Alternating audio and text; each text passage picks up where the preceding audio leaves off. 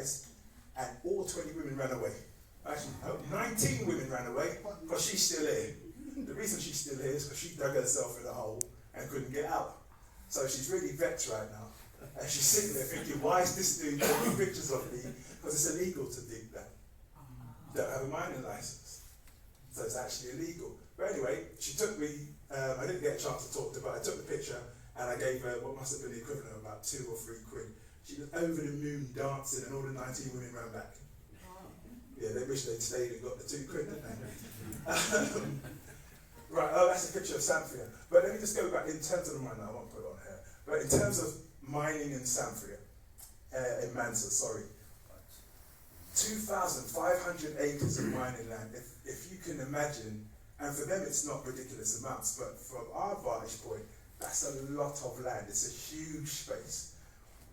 Just getting the survey done, the land survey done, which costs a couple of grand, because some dude's got to go out there and actually walk it and plot those coordinates. Then we have to go back, get our mining licenses, set up companies, and have a geological survey which tells you where the manganese deposits are best.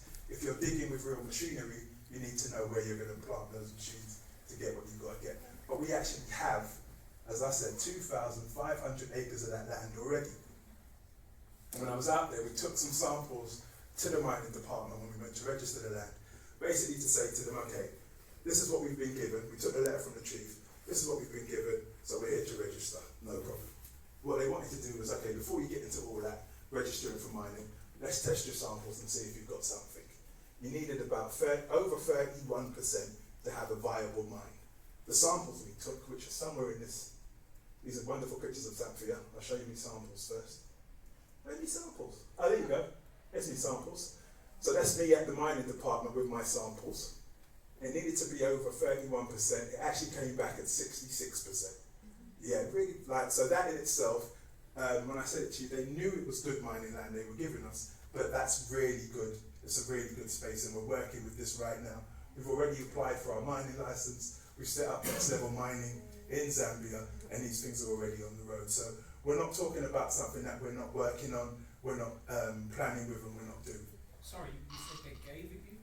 Yeah, pretty much. When I say they gave, yes, sorry, they gave it to us for a share of the profits of said mine. Right. Okay. Again, it's the same situation. Lots of land, and when I took everybody out there, he explained it to us as a group. They have lots of mining land. The cost of getting started with mining is more than he has. So if we come together and can actually get the money that's necessary to start this, then all of a sudden, us as black people from the diaspora and black people in Zambia own and operate a mine. What normally happens is Indians come and give you little or nothing, mine the land and you get 5%. But before they came, you had nobody, so what were you going to do? Chinese people would come. Like they had an Indian company that came and paid for the rights to the land. Said he was going to grow tomatoes. Started with tomatoes, but maybe they grew tomorrow, I don't know. But then they started digging out manganese and had been doing it for the time of whatever they purchased. So maybe they paid 100,000 or something like that, and they thought they were doing well. But in the big scheme of things, you can take out £500,000 out of manganese mine each month. And they've paid 100,000 for 25 years. So when we've gone, basically, yes, it's been given to us. So we actually have the rights to the land. But what we also did was sign an agreement with them that we'd give them 33% of the profits we make. So is that freehold or leasehold or? It's different. You're trying to base it on what we have here. So slightly different. In Africa, you don't get, in Zambia, you don't get to actually, oh, this is my land and I own it in perpetuity. It's not like that. It always belongs to the African people. So where you have, like here with the Queen, I was going to say nobody owns land here anyway. The Queen. Yeah, exactly. So we say freehold, but it's not like that. It's pretty similar to that. So where you have the Queen is the African people. Right. Okay. Yeah. So we actually have the rights to that land. I think the first lease is 100 years, and you can have it renewable after that. Yeah, but the main thing is, even more so than that, we have the rights to dig out the minerals and sell, which is really what we're here for. Yeah. That is black quartz at the top and just ordinary quartz crystals at the bottom.